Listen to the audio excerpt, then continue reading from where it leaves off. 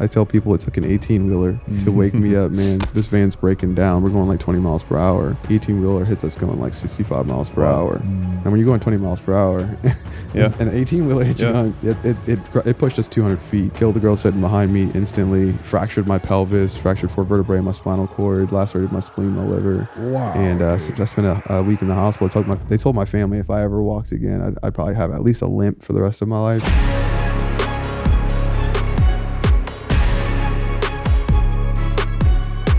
After I healed up and whatnot, I went into church, and at that time I was still playing on the fence. I was going to church, going home and packing up the bong and doing stuff. I walk up to the altar, and he just looks at me. And this guy knew me pretty well, and he looks at me and says, "Matt, God didn't save your life for no reason.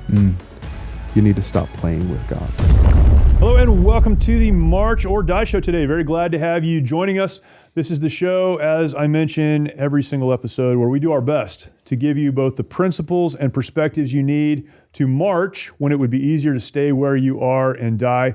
And super excited about today's episode because we're going to give you some real principles that can equip you to march when it would be easier to stay where you are and die. Sometimes we self-sabotage. The reason we can't move forward is because we're not making the right decisions that would enable us or equip us to move forward. And so we're going to talk about that today.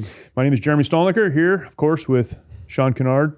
Sean always gives me a great introduction, and I don't even know what to say. It's okay. Most of the time you make it up, I'm your hype man. I'm your professional hype man. I appreciate that. Yes, thank you. Our guest today is Matthew Gay. Matt. Yeah. Thanks for being here, man. Dude, when I say it feels good always to be with brothers who are invested in kingdom work and have put themselves aside for something bigger and better, I'm serious, man. It really is exciting. It's encouraging to hear you guys' story. And I'm very honored to be here for multiple reasons, but just what God is doing through you guys is a big one. Well, I appreciate it. You know how algorithms work on social media. I don't know how I actually came across the first video that I saw of yours, but somehow it was pushed to me, and I started watching it, and I sent them over to Sean. Sent it to me. And I said, that's when I reached out to you. Whatever we have to do, we've got to get Matthew out and sit down on the podcast, because not only what you talk about. So, let me read some of your bio here, right? Author of Fit Church, says fitness influencer, founder of Faith and Fitness Coaching, author. We've got your book, Fit Church, here. Yeah. So obviously really into fitness, right? Yeah. That's fine. That's cool. There are a lot of great fitness influencers, a lot of people that are very helpful. I follow a lot of them. They're out there. No shortage of fitness influencers on social media, on YouTube. They're out there, great coaches. Yeah. But what you do is different, and this is why I was attracted to what you do, because you bridge the gap between our bodies, our fitness, why we take care of ourselves, and faith. Yeah. And I've been talking about this for years. I've tried to instill this in my kids as they've grown up, that this body, we say it's the temple of the Holy Spirit, and it is, but it's the vehicle that God has given us to do the work that He's called us to do. Yeah. And I think so many people are not able to do what God has called them to do because they don't take care of the vessel or the vehicle that will accomplish that. And one of the principles I've tried to live with in my life, and one of the reasons I exercise and one of the reasons I do the things that I do, is because I don't ever want God to say, "Hey, go do that thing," and me have to say no because my body is not capable, right? Yeah. And I know we're all gifted different. I know people have real physical limitations. I understand all of that, but we need to take care of ourselves. That's not like a vain fitness thing. That's a be equipped to do the work that God's called us to do thing. And better than anyone I've seen, you communicate that, and then you help churches make that a part of what they do and make that connection for them. So thank you, man. It's so good to have you here, and really excited about this conversation. Yeah, me too. Yeah. I'd like to start with just a little bit of your kind of the backstory. Like, tell us who Matt is. I know you have shared, there's some pain in your past. I know you have, you had your father who came back from war and Vietnam, was struggling with some addiction, and you had kind of some younger rebellion in your younger years. So just walk us through what that looked like and really how that shaped you into the man you are today. Yeah. So sharing my story with you, just briefly, I'll share it with you guys who are listening and watching. But my story started off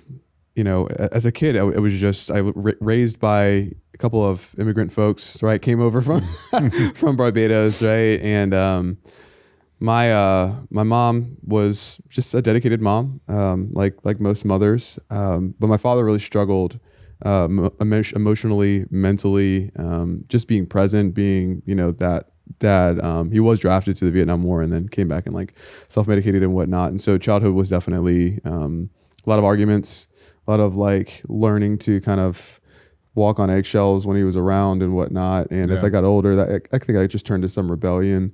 It's funny because in the context of Fit Church and health and fitness and faith and whatnot, my relationship with food was garbage when I was a kid. I was a chubby kid growing up, was not into sports at all. I was singing, right? I was a musician and whatnot, but I grew up in a family like many people. Their culture was like heavily involving with food. Yeah. But for me, it was like, and it's so funny. I was at my parents' house the other day, and my dad was doing it, and he's really dealing with like dementia. He's dealing with some stuff, and he's trying to feed us all kinds of stuff. And it was nostalgic, but not in a good way. Like it was going back, like, man, like this was when I was a kid. It was like you had 2 plates. It's like that's all you're gonna eat. It's like, what do you mean? Like I'm about to throw up.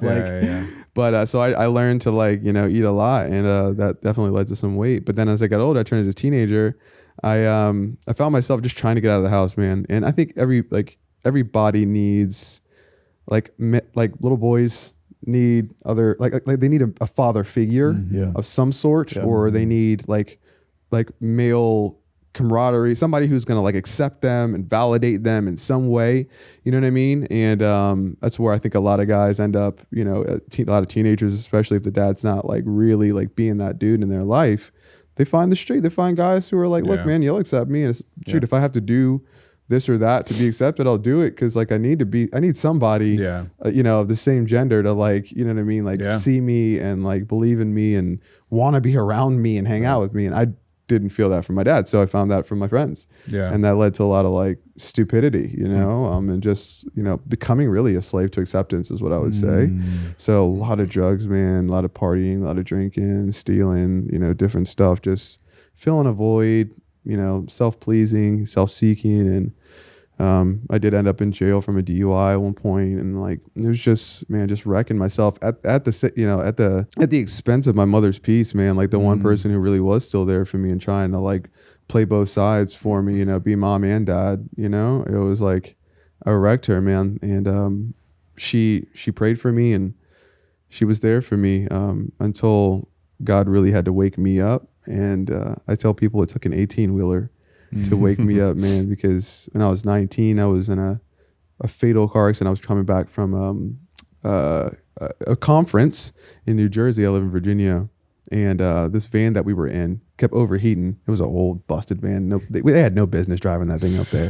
But I drove up with another crew, and they were hanging around. I wanted to get back home, so I was like, all right, I'll ride with this other crew. They're leaving out a little bit early, and the driver of an 18-wheeler had fallen asleep. We're heading up the Roth Bridge in Delaware. This van's breaking down. We're going like 20 miles per hour. 18-wheeler hits us going like 65 miles per hour. And when you're going 20 miles per hour, an 18-wheeler hits you on, it pushed us 200 feet, killed the girl sitting behind me instantly, fractured my pelvis, fractured 4 vertebrae in my spinal cord, lacerated my spleen, my liver. Wow. And so I spent a week in the hospital. They told my family if I ever walked again, I'd probably have at least a limp for the rest of my life. And they were not sure if I was going to be able to have kids.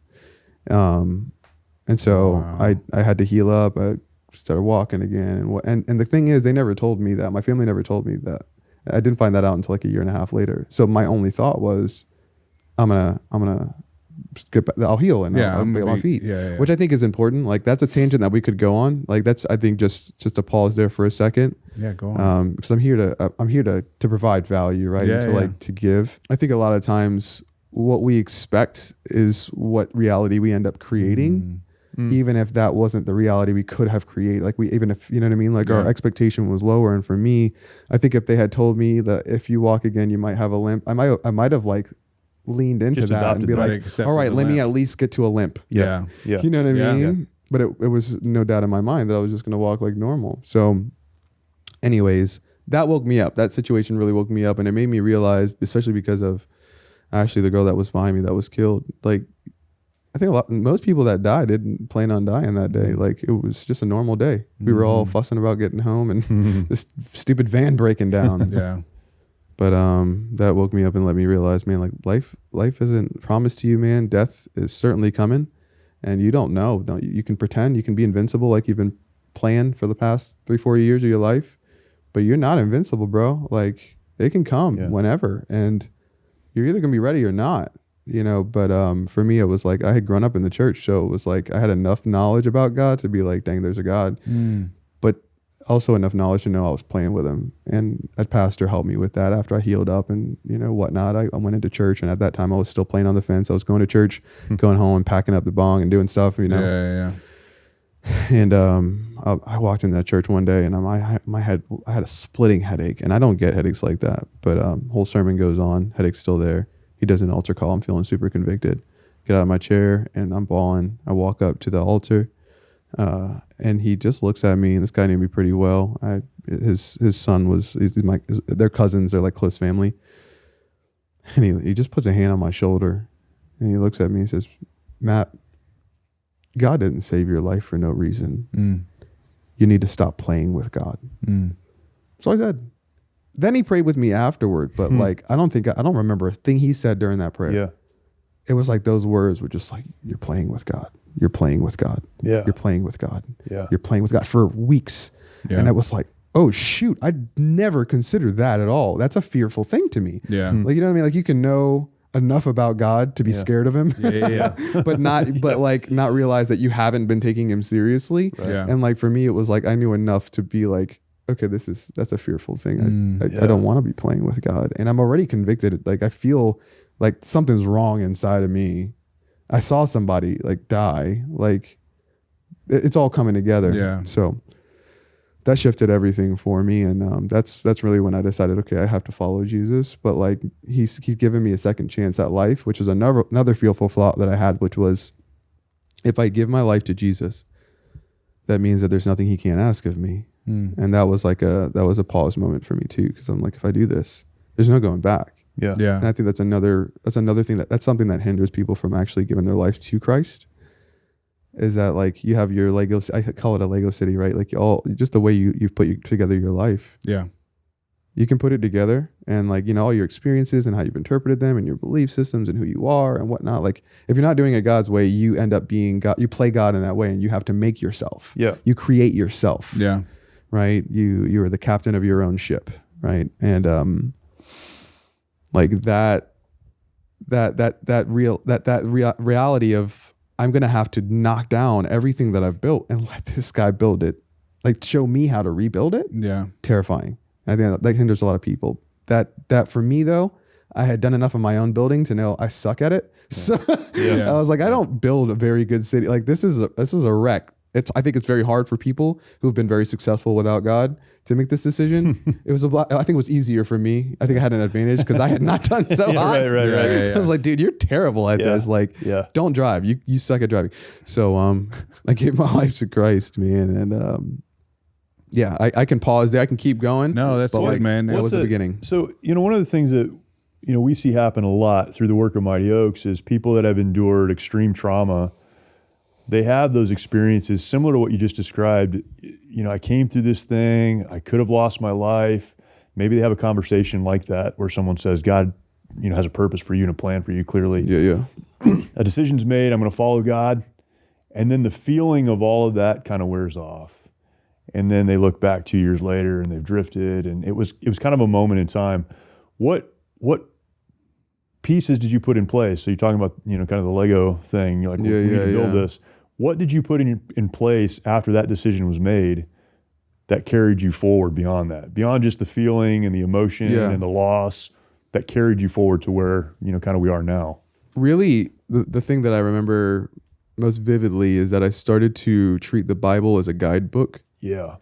And up until that point, it was something that like we quoted in church. Was that something someone told you though? Was it? No. No, I mean, because I was dabbling. I was going to church, so I knew that the Bible was important. Yeah, the concept. But like, I knew what it said, but I never really realized what it was saying. you know, what it meant. You could answer the Sunday school questions. Yeah. I know what the Bible says, but do you know what it's saying? It has an application to you as well. Yeah. There's an interpretation and then there's an application. Yeah. And Acts hit me like a ton of bricks. I was like, man, like, oh, so this is like what Christians do. And so I started reading my Bible more like deliberately and, you know, with that lens of like, I need to apply what I learned. And that led to me actually like being very zealous about the gospel and wanting to share it with people because that's what I was seeing people do in the Bible. Yeah. So I'm knocking on doors in my neighborhood. I had a little chart that it like, because I was like, how do I do this? And I was like, maybe if I did like a survey, like just like learning about like who's Christian and what they believe and where they fall in Jesus, that could then lead to a conversation. If they say like, I believe Jesus, but I don't believe he's God, whatever it is, then I could like go into it. Meanwhile, I'm not like, I was young enough to not be fearful and like think through, I don't know enough. Right. Yeah. Right. But it'll like, be fine. but old enough to be like, I don't know what the heck to say, you know? So like I did that. I wasn't really fully prepared to like give an account from my faith and like to go through the theological matters. Yeah. I just knew I needed to tell people the gospel and like and what I understood about it. So like I'm in Walmart parking lots. I'm like, hey, what do you believe about Jesus? I'm going door to door, you know, and then we assembled Street Like Christian. Like it was like it just turned into like, we have to tell people, we have to meet people. We're praying with people at the boardwalk, leading worship services there, praying with complete strangers and like. People came along. Of you doing that? Well, yeah, and I mean, I am the type of person that like Jesus is like. I was very. You have an episode on insecurity, like 8 steps of overcoming insecurity. Very good episode, guys. Go listen to that, please. I realized that like I don't know. I felt insecure most of my life. Probably because that manly like you know, this is who you are, like I got your back type thing wasn't there. And Jesus was the first thing that I actually like was secure about and was like, okay, I have identity now. Yeah. I'm running, baby. There's no stopping me now. Yeah. And that's never gone away. Like that has never left me. I've gone through a lot of stuff since I started following Christ because it's an adventure. Right? It's not safe. Yeah. You know, right. It's but is anything safe, right? And I think this is the illusion is, well, it's not safe to follow Jesus. He may ask me to go do this or that or some other thing. I could never talk to someone in a parking lot or go to, you know, everyone's afraid God's going to send them to Africa as missionaries for some reason. We're all afraid of that, right? But I mean, what is life without a relationship with Christ? How safe is that? Yeah. Or no clarity around my identity. How safe is that? Yeah. You know, we talk about all these issues, so that's incredible. Yeah. Man, two things I love to highlight about your story, and then we can carry on in that episode. I want to put my notes down, Sean, because I'm not going to use them. Oh, okay. Don't. We're here. We're locked in. Yeah. I'm not using them. I'm good. Two things that I just think are great that I like to highlight. Listen to your story. One is community, right? And there's two perspectives of community that you shared. One was a community that kept you in the life that you needed to get away from.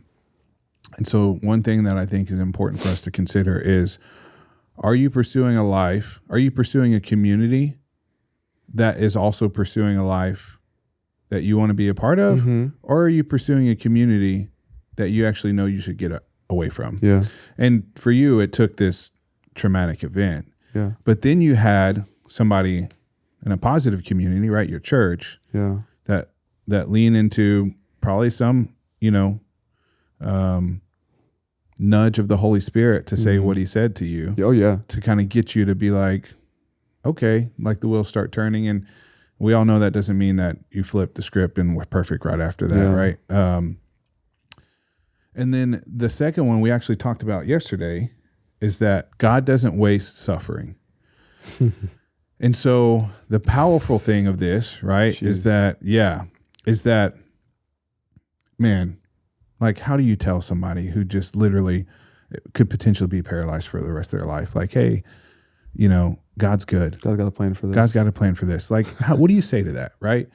And so that's a real hard thing to wrestle with. Sheesh. Yeah. But as Christians, once we understand that God is not the author of that suffering, but neither is he going to allow it to be wasted. Yeah. And sometimes, bad things happen in life, and we have to deal with that. And we have to wrestle with these questions of why do these bad things happen, right? And we know why, as Christians, sin entered the world. That's why bad things happen, right? Yeah, for sure. But the gift of having a relationship with Christ is that the same as Jesus dying on the cross, he's not going to waste that suffering. And the beautiful thing about your story is you took that and said, you know what, I'm going to do something with this. Yeah. I'm going to make this something beautiful. I'm going to allow the Lord to work in my life and make this hardship something that glorifies his kingdom. And man, it's just such a powerful thing that I think is worth highlighting. Yeah, appreciate that. Yeah, absolutely. Yeah. How do you navigate? So you lived through those issues. How do you navigate those issues with other people who have dealt with suffering and struggling? And I know, you got some family things, challenges right now that you're going through. Absolutely. But other people, because now you have a platform and people are looking to you and you're very open about some of your challenges. And so people, I'm sure, come to you and say, I'm going through this thing. How do you help them navigate that? I mean, obviously it's case by case, but like the way that I navigate anything is the way that I encourage other people to navigate pretty much anything, which is start with God and start with what he says about your situation. What are his promises? What's the truth, right? Whatever is noteworthy, whatever's of good report, whatever is pure, right? That's what we want to think on, right? That's what Paul instructed that church. And so like, let's just start with God first. Like, let's pull away all the noise, because like suffering and pain and trial comes with a lot of noise, and you got what you're thinking about it and what people are saying about it and what's actually really happening to you. Right. And, but then there's like what's happening for you in the midst of that and what God can do through that. And so it's not simple. You can't diminish anyone's situation because it's complex. There's definitely things that I think most people would deem bad, and God mourns with those who are mourning, of course, right? But then there's also like he's sovereign over all things, right? And providentially he works all things together for the good of those who love him and are called according to his purpose. Shoot, he works things for the good of those who don't even know him yet and don't even care about him. Like the sun shines on the just and the unjust. You know what I mean? Like, and so my encouragement is like, okay, well, what's the next step? And look at what you do have, right? Take inventory. Yeah. I've had to do that so many times because it is, it's very easy to focus on what's not going well and what just happened and what happened to you and, the negative outcomes of that.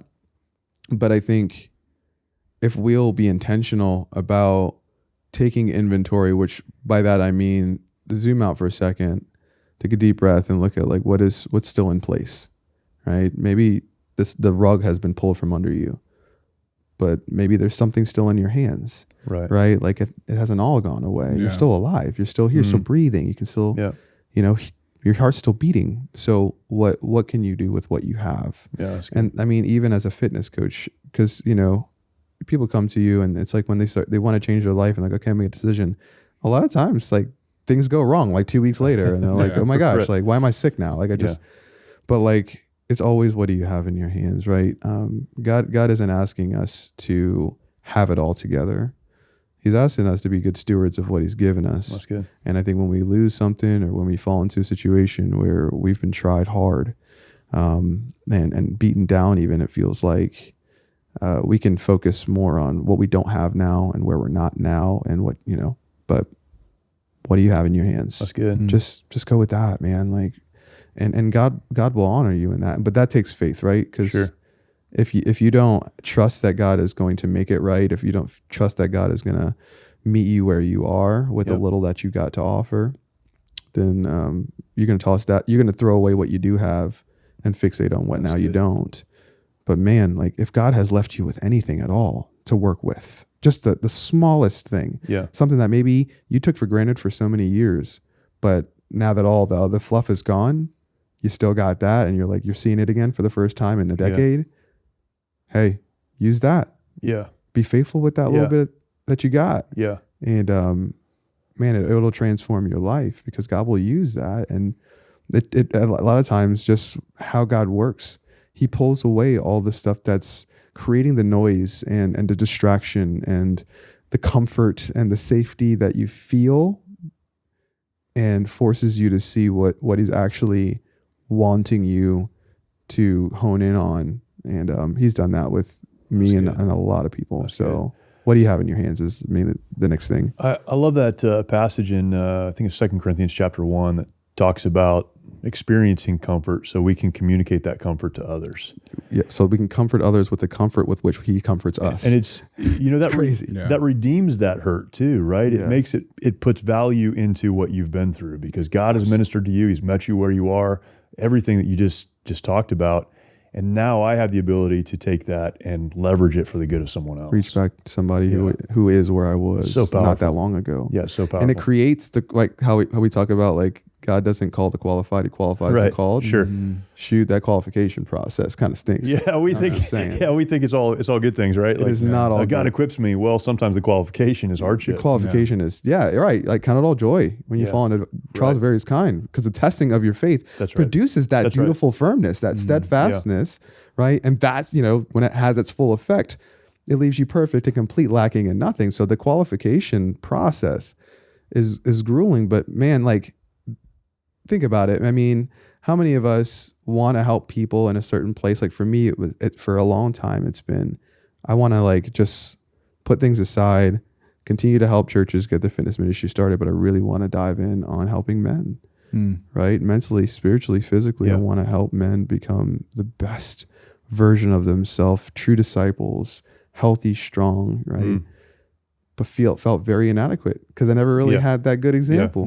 Yeah. You know what I mean? What's the qualification though? Have you gone through anything? Have you overcome anything? Right.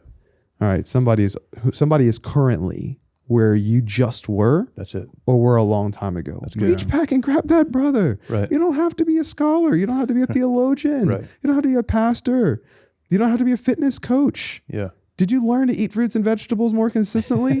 Find the dude who's eating Wendy's 3 times a week and top ramen. Yeah. You know what I mean? For breakfast, like go get that guy and be like, hey man, let's make this little shift. I'm gonna do it together. You send me pictures of your fruits and vegetables. Yeah. Not that there's anything wrong with Wendy's, of course. That's right. We love you. Well, just to be clear for the show, and Matt, here we Jeremy, go. Here we go. Struggles with his nutrition.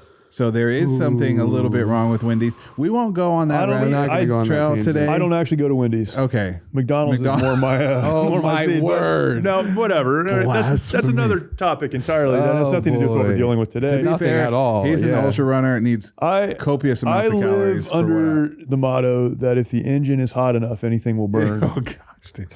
Okay. I'm not sure that's the right thing to say to the two of you. However, let's move on. Right. Is that a commercial break? Back to suffering and difficulty. Yeah, definitely. Thank you for that, Sean. I appreciate that. You're welcome. I'm always here to hype you up in all areas of life. All areas. That. It's good accountability right there.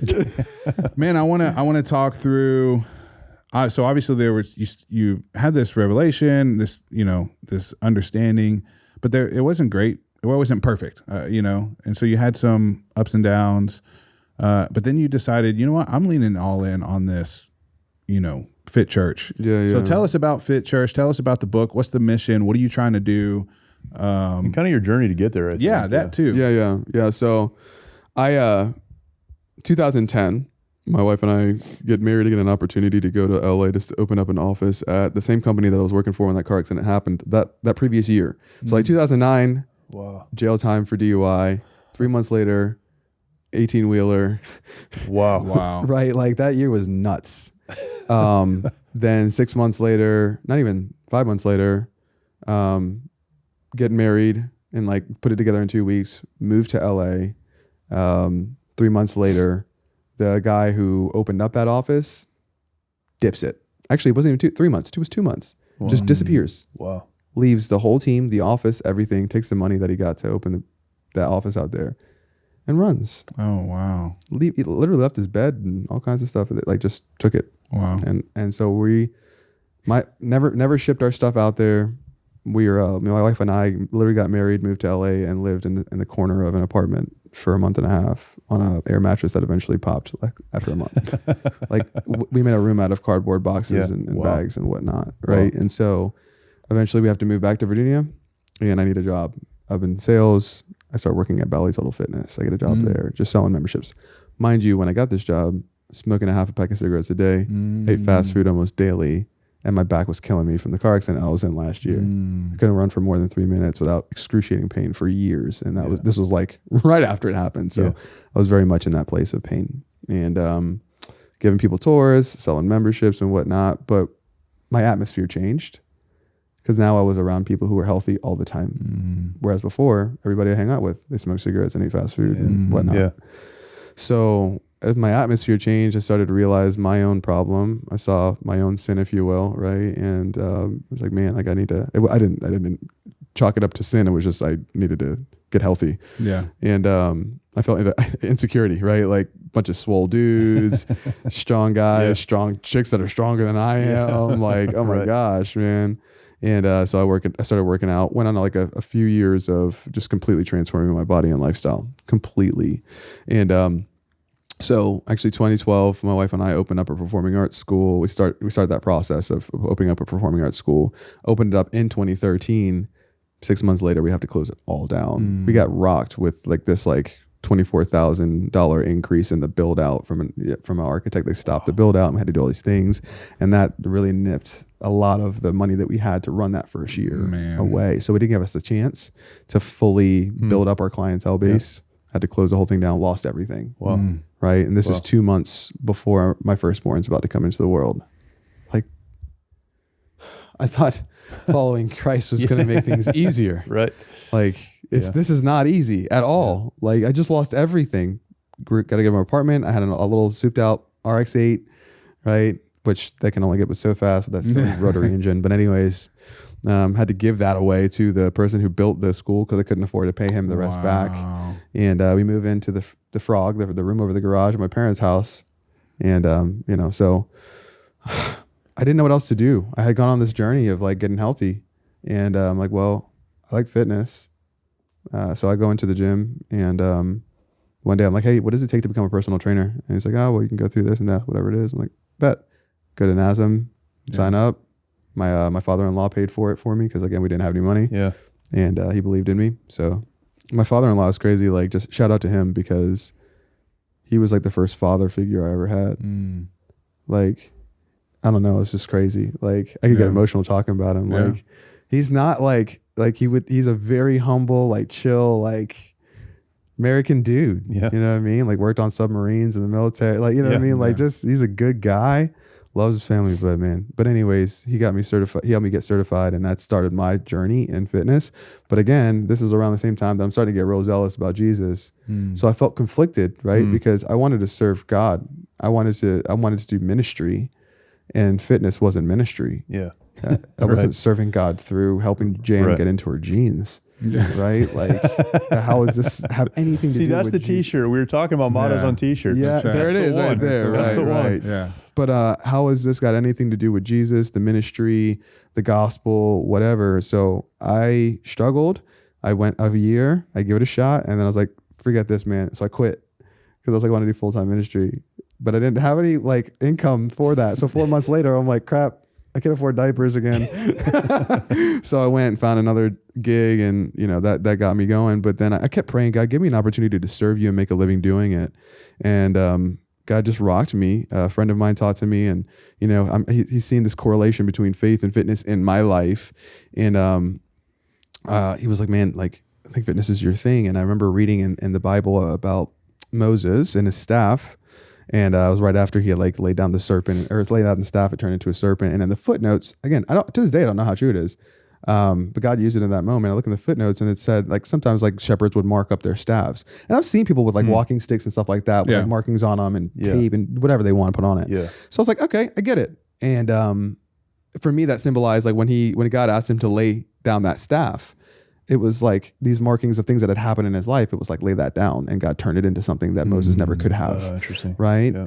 But also that staff represented his occupation for a while, right? It was his, he was a shepherd, right? Yeah. But now God is using that same thing to set the people of Israel free. That's good.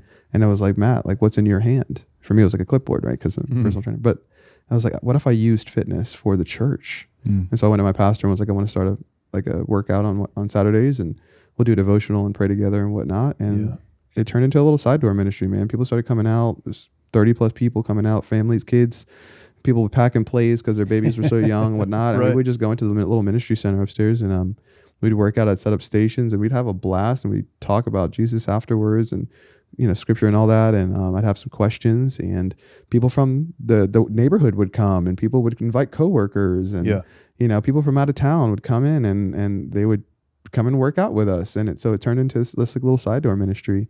And that's gone on. That was 2015. That's gone on for years. And finally in 2019, we switched the name over to Fit Church and made it more of like okay, let's try to help other churches do this, because this isn't just something my community and my church needs. Like the church at large needs help. Like there's millions of believers who are hindered at their own hand, and the enemy is loving it. Yeah. They're hindered mentally, physically, and they're being hindered at their own hand because of this health and fitness thing.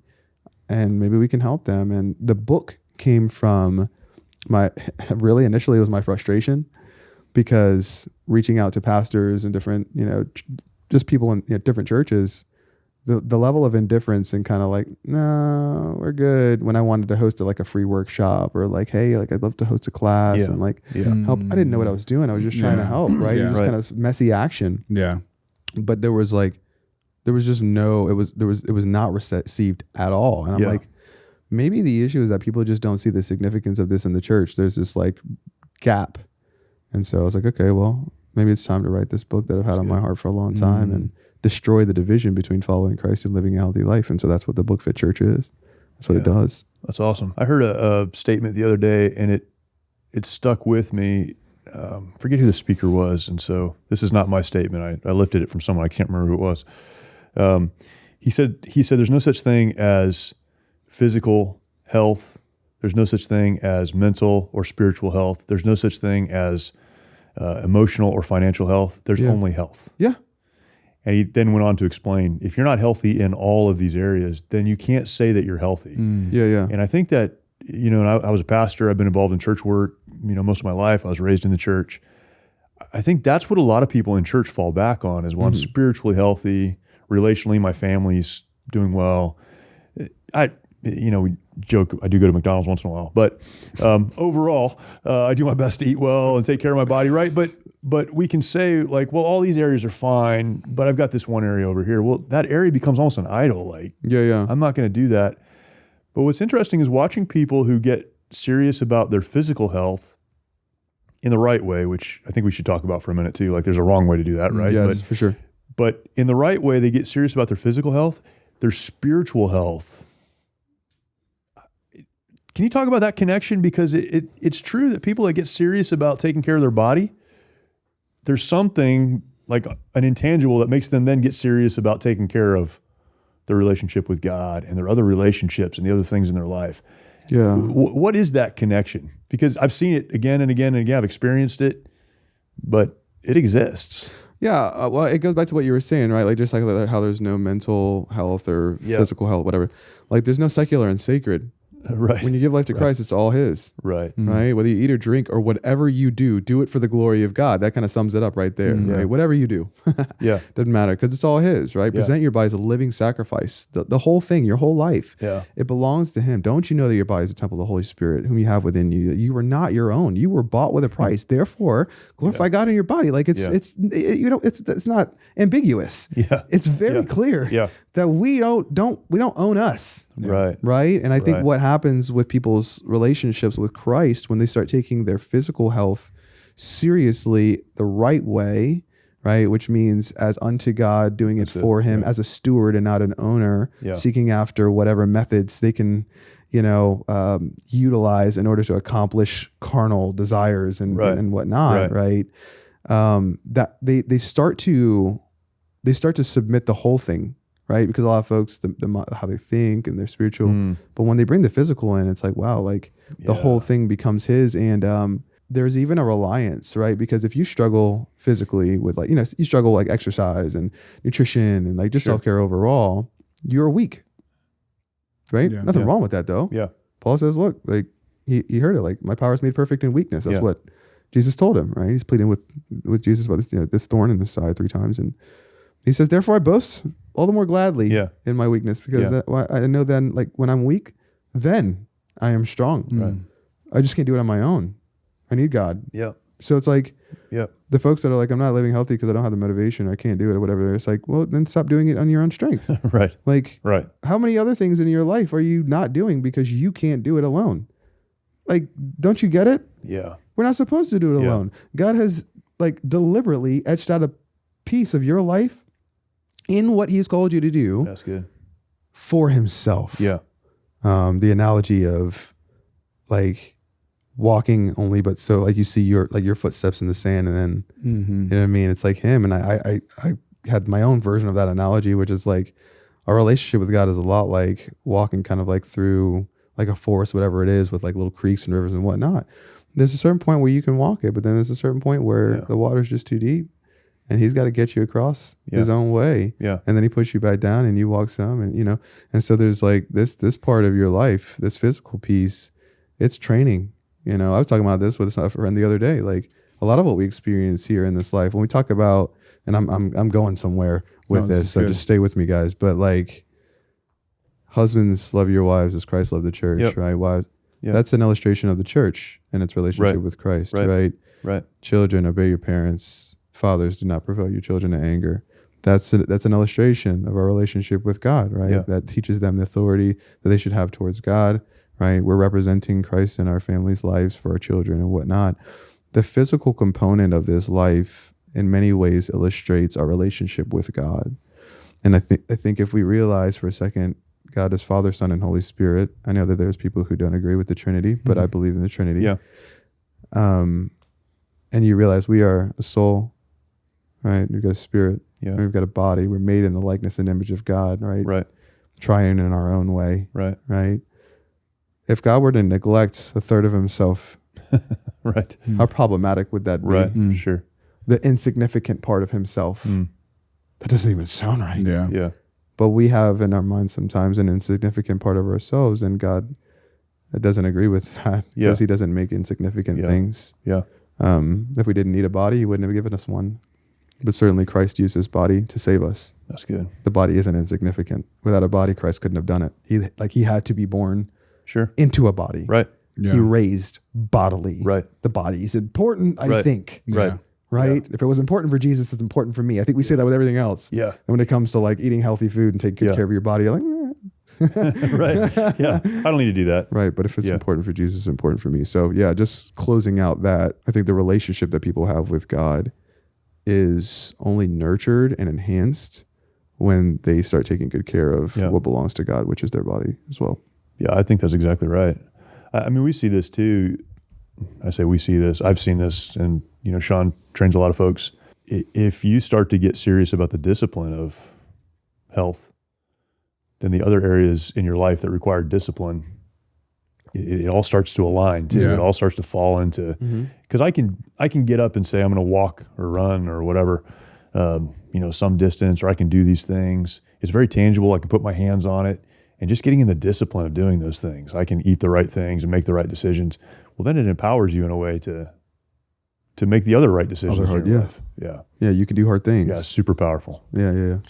I want to talk about too the other side of this, right? So people try to save themselves through their fitness. Yeah. I think that we talked about the right way to do this, right? And why it's important, but also there's a wrong way to do this. And, there was a time in my life where I was very convicted. Man, I'm spending 2 hours a day in the gym, but I can't read my Bible for 5 minutes, right? So can you talk about that, the importance of how to keep that in balance, how to keep it in check, how to look at this as a whole, because there is no health in these separate areas. There's only health. And so if you are pursuing physical health beyond your capacity to pursue spiritual health, how dangerous that could be. Yeah. I mean, what is the chief end of man, right? To know God and enjoy him forever, right? Like that's what God wants for us, right? And so you can use health and fitness as a tool for that, as a vehicle for that, or you can use it for things secretly that you have in your heart and in your mind that need to be dealt with. But instead of dealing with them, you're feeding them. Yeah. Yeah. Right? Insecurity. You could, again, a desire for acceptance, comparison, covetousness. Right. right? We have those desires, man. We want people to think highly of us. We want to be seen a certain way. And you can feed that, man. I mean, there's people who can't love themselves truly. They can't even look at themselves in the mirror because, they've gained weight and they don't look perfect. And I think if you end up serving the scale, you inevitably have to toss Jesus to the side in that venture and say, this is what I'm serving. You can't serve God and money, right? You can't serve God and anything. You're either serving God or you're not. Yeah. Right. So like in my coaching program, it's like, look, you can't serve God in the scale. They both can't be at the center. One's going to take the second string. So, I do think the beast is that when you end up making fitness a god in any way, which means you are bowing down to it, it takes precedence over your relationship with God. You are, dealing with your mindset primarily through fitness and health and whatnot. You're dealing with, your social status and just everything that's your go-to. You do create this idol for yourself, and it will leave you hanging. It just can't do what God can do. It's not alive without what you making it alive. It's a puppet, right?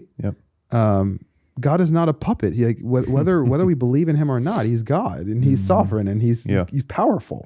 So he's a source that we can draw from.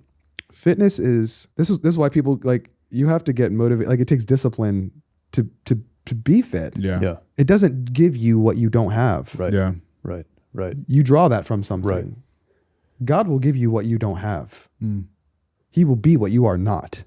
Fitness can't do that for you. So it's a vehicle, and when you replace the vehicle with the source, right? Like you end up empty and you create problems for yourself. And so this is where people start to idolize their body, and they're nitpicking macros, and they're they're doing all kinds of stuff, and they're listening to the fear mongers online, and they're arguing with each other. And now Christians fighting against Christian over whether or not carnivore is the best thing for you. And it's like, guys, when did we stop being most passionate about what's most important? Right? That's my church's phrase, right? Like, why is it that you guys have let go of what actually matters to self-seek and self-serve? Like, don't be fooled. The enemy knows on one hand that we want comfort and convenience, and so he's feeding us the garbage and we're eating it and getting sick. Cool. Win for him. He's loving that.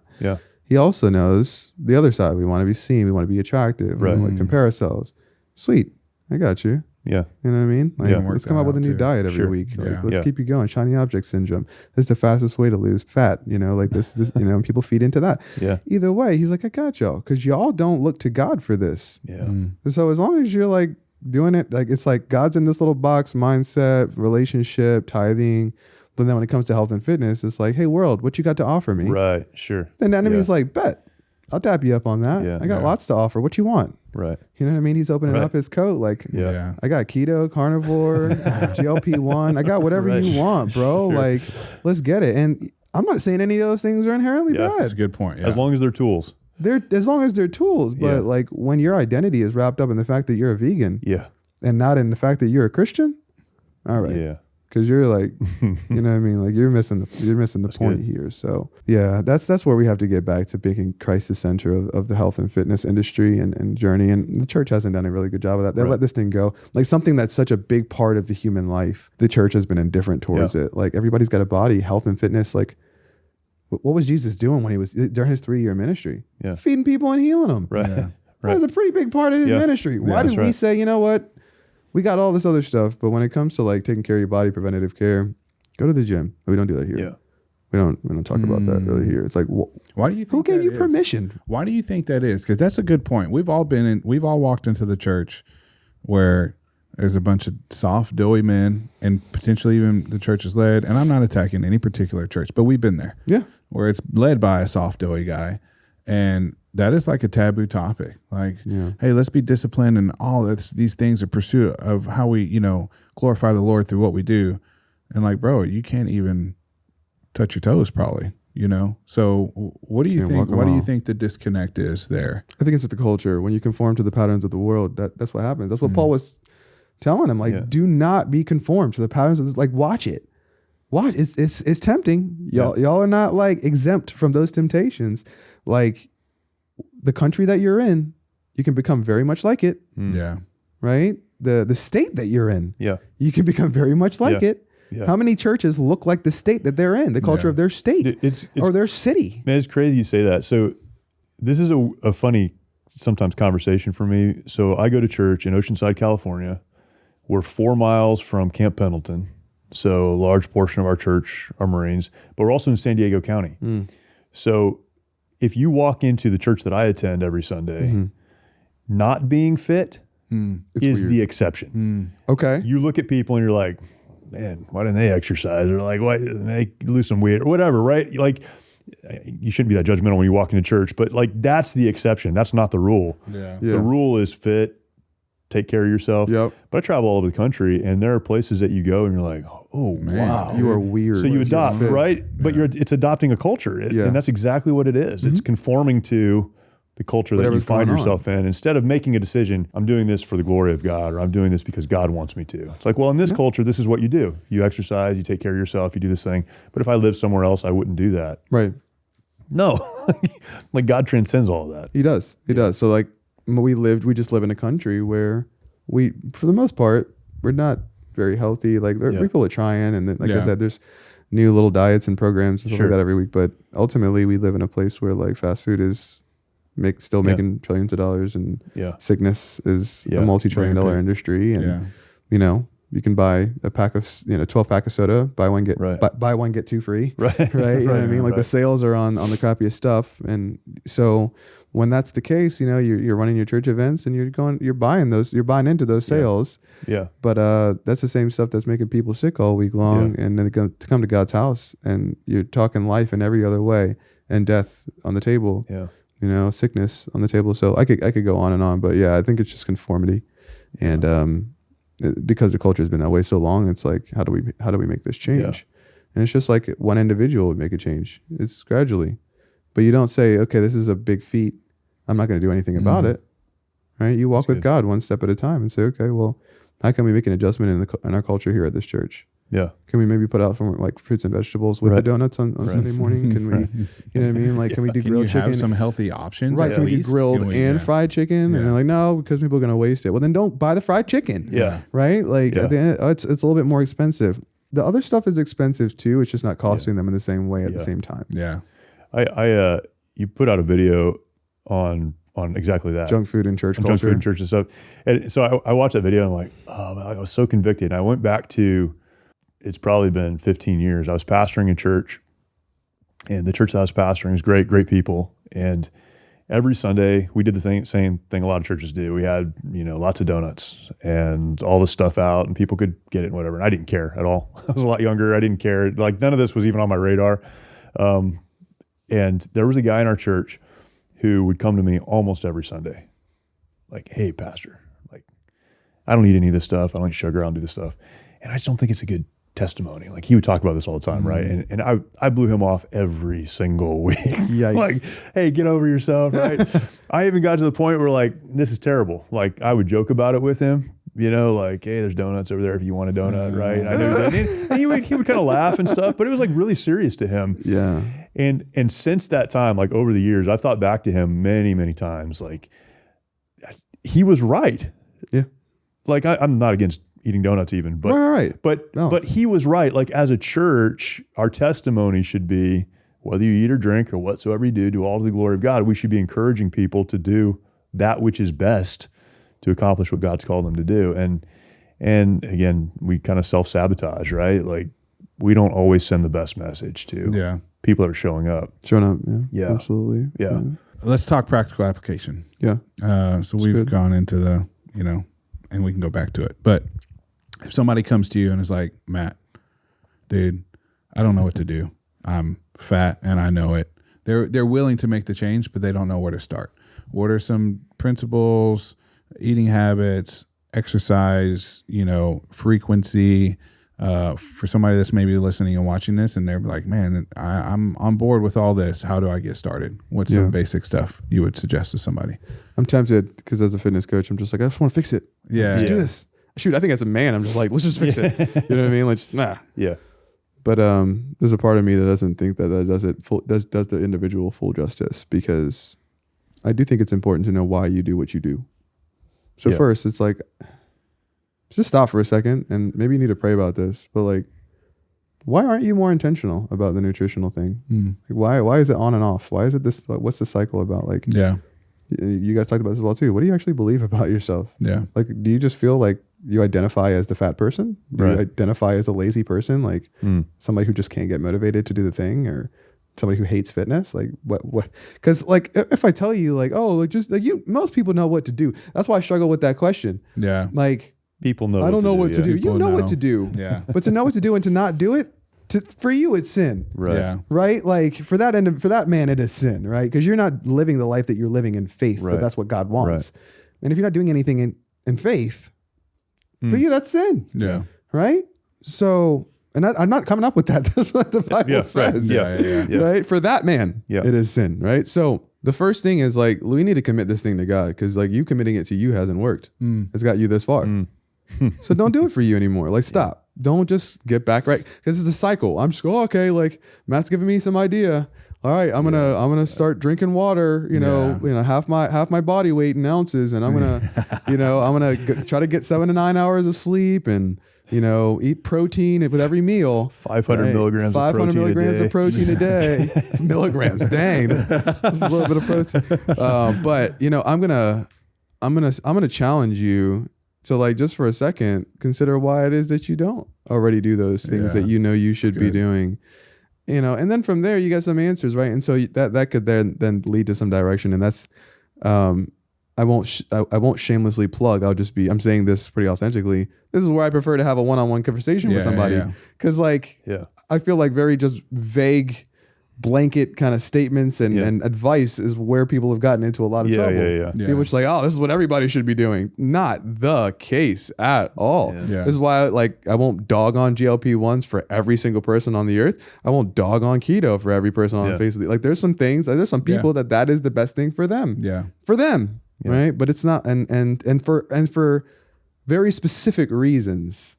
Right. But the first thing is, what is it that is keeping you from doing that already?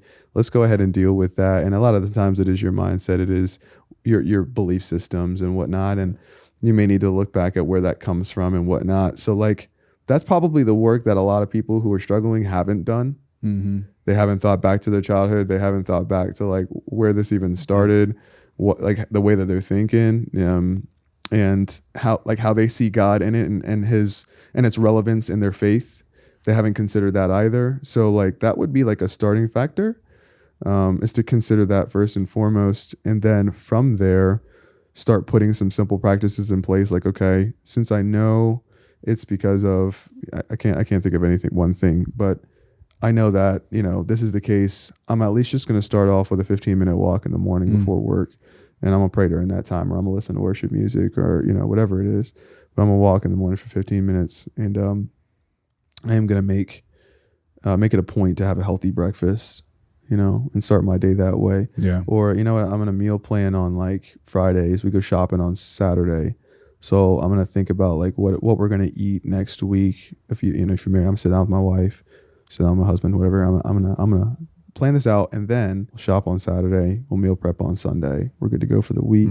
Because for me, I'm busy and it's inconvenient for me to find food or figure out what I'm going to eat. I don't want to have to think about that. So I just grab stuff. But if it's there, if I make healthy food convenient for myself, I'm much more apt to do it. So let me just go ahead and make it easier on myself. I don't like going to the gym, but I like playing basketball. All right, I'm going to make it a point to play basketball 2 or 3 times a week at the community center. I'm going to bring my bag to work so that I can stop on the way home. Like, whatever, but like, do the thing. March, right? Like, start marching. Just start. Like, how do you march? You put one foot in front of the other, man. So like, that the advice is that once you get real about why you're not doing it, and the fact that you need to, like, what you need to do, it starts coming to mind. Like, I probably should be doing this. I should be doing that. Don't get hung up on all the things you should be doing. Pick one and do it. You know what to do. Right. Like, we're not going to it's not complicated. Eat what God made and move your body every day.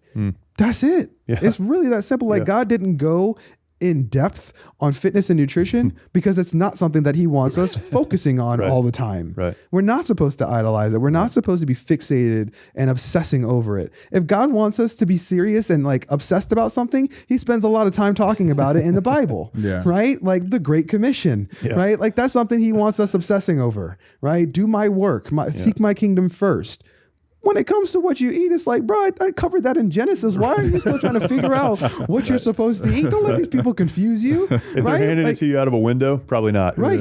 Read practicality. Here's your diet plan. Genesis 1:29, everything that's included in that. And then go read Genesis 9:3, everything that's included in that. In its purest form as much as possible, what you can afford. That's your diet plan. Yeah. Bet. Right? And then look at your body and be like, okay, well, let's look at God's design. Like, look at yourself as not the prototype, but like this is the model. Well, I've got legs. I can extend them, and I can squat. I can stand. I can pull. I can push. I can carry. I can hold. I can stabilize. I can run. Maybe he gave me those abilities so I can use them. Yep. Right? Because what's the gym? It's simulating an active lifestyle. Yeah. That's the only reason. Like people in the Bible, they didn't need a gym. Life was a gym. You woke up, boom, beep, scan your barcode. Let's get to work, buddy. We need water. Walk 2 miles with these buckets, lower it down, pull them up, and walk back. That's the woman's job, right, bro? You go build like the entire dining room table and the chairs and whatnot. Then go fishing and like hunt or whatever. Like you go till the land. You know, like they didn't need. The gym, and their food. Shoot, if you wanted a glass of wine, go stomp that sucker. Like everything was manual, physical labor, and the food that you ate came from the earth. It was pure. So we've gotten away from that. Let's try to get back to what God intended. Yeah, that's good. One of the things that's helped me with a perspective on this too is it's not about how you look. It's about doing those things, right? It really is. Because it is easy to say like you're fat, right? Or like I was joking earlier, there's a t-shirt that says unfat yourself. Oh, right. Like it's like whatever. But people are built different, bodies are different. As we age, we look different, all those things. That's not really the point. The point is to be healthy. It is. And your body conforms to that health. It does. But that's not the point. Yeah, you don't need to have a six-pack to be honoring God. No. Like, because that's ultimately, why are you doing this? Like we said, like doing it the right way kind of prevents you from like going down a rabbit hole that is going to waste a lot of your time that you could be focusing on the gospel-centered work, on kingdom-centered work. So yeah, it's like if you have a few rolls, but you walked it, you're taking care of your body. You're eating well. You're doing the things you're supposed to do. Right. That's exactly right. Because I mean, I went on a tangent about this for a couple of months. Like, I wonder how people would see themselves if they've never seen like a fitness model, or like if they didn't have social media. Yeah, we have so much to compare all this to, and it's nonsense, right? Daily. And then on the other side, there's people with good genetics that they'll never be overweight, but they are just dead inside, right? Dead inside. Because they're not exercising, they're not eating well, but they look right. And so, no, the problem is you're not taking care of yourself. You're not taking care of yourself, regardless of which end of that spectrum you're on. Yeah. I love what you said because I've tried it all. I've done it all. Right? I've done keto. I've done. Sean's got a salad in that bag over there right now. I do have right now. I guarantee it. It's It's definitely has vegetables in it. A little bit of rice, a little bit of protein. Let's go. A little bit of healthy fats for a little bit of olive oil. We got it. Let's go, baby. We're doing Let's get it. But I've done it all. He's like scooting his chair back over there. Well, I love what you said because people ask me this a lot. And hey, man, like, what's the best diet? And there were times when I was like, it's this. Now, in the last, for several years now, I'm like, you know what? The best diet is the one that works for you. Mm-hmm. Like the one, like we can have these parameters of what we know we should eat and what we shouldn't eat. Outside of that, let's find what works for your schedule. Let's find what works for your satiety. Let's find what works for how you feel your body for exercise or for work or whatever you're doing. Let's find what works for you. And that actually might mean that you need to try a couple of things, right? You gotta listen to your body. Yeah, you gotta listen to your body. Like what the best diet is the one that works for you. Yeah. And, you can get into coaching with people and walking that out. But that's the basis of it. And then the other side, and Jeremy, you hit on this too, is we talk about this a lot. I talk about this a lot. And I know people are like, look at this guy. you know, and I'm not talking myself up. I know people are saying this, like, he's fit, he's a pro fighter. Like, how dare you tell me about fitness? You know, and like that's not what we're up here talking about. You know, we're talking about eat what God made and move every single day. Yeah. Like, if we start there, then you're in a good place. Like, let's start there. I'm not saying you got to be a pro fighter. I'm not saying, we talk about jiu-jitsu a lot on this podcast. We're not saying you got to be a jiu-jitsu practitioner. Nope. You don't got to be an ultra runner. You don't got to be a fitness influencer.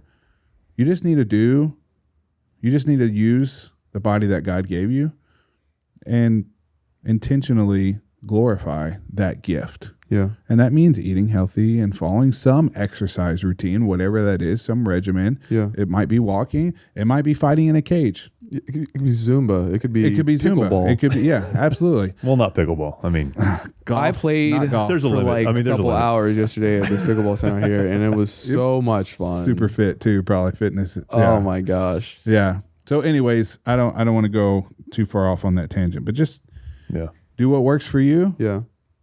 We'll make a shirt that says eat what God made and move every day. For sure. And I mean, just to back up what you're saying very briefly, I just think about the fact that like God permits certain fruits and vegetables and animals, like they're in certain, like geographically they're placed, right? Certain places of the world. Yeah. So it's like, it's not even like we can like, all right, everything, all the same fruits and vegetables grow in every country, in every place. Right. Like from Virginia to Texas, the soil's a little bit different. Yeah. You're all in a different zone for gardening than I am and whatnot. Like that's still God's design. And I think my method, my master plan is to just pull people back to this mindset of what did God intend? Yeah. Yeah. What was his plan? What was his vision? Yeah. Right. Like, can you imagine like, I don't know. I try to think about things from God's perspective, which is like obviously very difficult because I have a puny little brain, and yes, I can't see things all like from his perspective. But like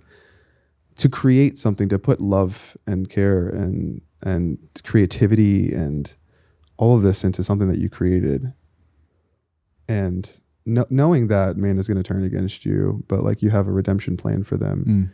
But to like watch it just gradually drift farther and farther and farther down the river from what you intended. But then to have a remnant of people that are like, God, I love you. And I want your heart to be pleased. Everything that you intended, I want that to be what my life looks like. Yeah. As much as I can control right now in this day and age. Like, what does that do for the Father's heart? Yeah. You know? Yeah. Like, and I think when you love God like that, that's what you're looking for. Like, how can I bless your heart? You you gave me everything. You sent your son to die for me. Yeah. Like, what can I do Yeah. to bless you? What can I do to give back to you? And it's like, man, like, food was his idea. Right. Let's just get back to that, you know? Yeah. So forget all the diets and whatnot. Like, diet is just the way you eat, like the food that you're eating, right? You can have a poor diet, you can have a great diet, Mediterranean diet, doesn't matter. It's just what food do you eat? You know, what's best for you, and it may not look the same as Susie or Sam, but that's okay. Like if you eat something and you get bubble guts, probably shouldn't eat that again. Oh, don't eat that Right. anymore. Maybe you know, like you're lactose intolerant. That's all right, cool. Sure. Like doesn't mean we need to demonize dairy. It just means you shouldn't eat it. Yeah. Right. You know what I mean? Yeah. Like it's fine. good. So It's good. It's good stuff, man.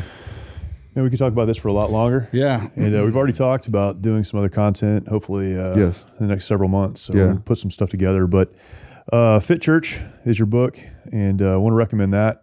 Where can people get the book, follow you? You got tons of content out there. Where do you want people to go to get a hold of all of that? the book is on Amazon. If you want to connect to some of the things that I'm doing, you can go to the link in my bio on Instagram or TikTok. But you know, if you are interested in working with me, if you need some help, send me a message, right? I love to just chat with people and see where they're at, and you know, just give them some starting steps and walk with people. Again, I've been health coaching for 12 years now, and love to walk alongside people who they want to see Christ in what they're doing for their body. They want it to be about more than their physical well-being. They really want this whole thing to be about Him. And you know, some folks, their faith has grown a bit stale. Their spiritual growth, it's kind of plateaued and whatnot. You guys get it. Like you guys are doing that work. And so I love that when you're doing kingdom work, there's no competition in this. It's like, look, as long as that person becomes who Christ wants them to be, like, I don't care. Yeah. Right. Like Paul was like, dude, I don't care whether they're preaching the gospel in spite of me or because of me. Like the gospel's being preached. That's right. Yeah. Let's go. Yeah, I'm stoked. Right. So yeah, simple answer is reach out to me. Send me a message on Instagram. Let's chat. And I'd love to walk alongside you. If you want the book, it's a great place to start. Go ahead and check that out on Amazon. And, some other stuff I have linked in my bio. Good. Awesome, man. Thank you. Yeah, man. Really appreciate it. Thank you. Yeah. Thanks for making the time to come out here. I know it was a trip and a lot involved in that. So thanks for Texas. Yeah. That's right. It's finally made it. Yeah, it's good. Well, now you get to go home. So it's always nice to visit Texas. It's nice to go home hot. too. It's nice to go home too. This is the place to be, the bro. Cali guy. This is the place to be. This is where men are made. I'll just leave it at that. There we go. I'll just leave it at that. So there's three of us sitting up here. I had to bring two guys in to have this conversation. One of them fights people for a living, and he's the guy from Texas. Oh, boy. Here we go. Here we go. I'll take you out on a run here later. We'll see. Oh, my See how we gosh. do. All right. Well, with all that said, thanks for watching. And man, would love to have you subscribe to the show. Very important that you do that. Great content coming out every single week. Really, if you're following along on YouTube, every single day we're pushing good content out there. So please check that out. Would love to hear from you as well.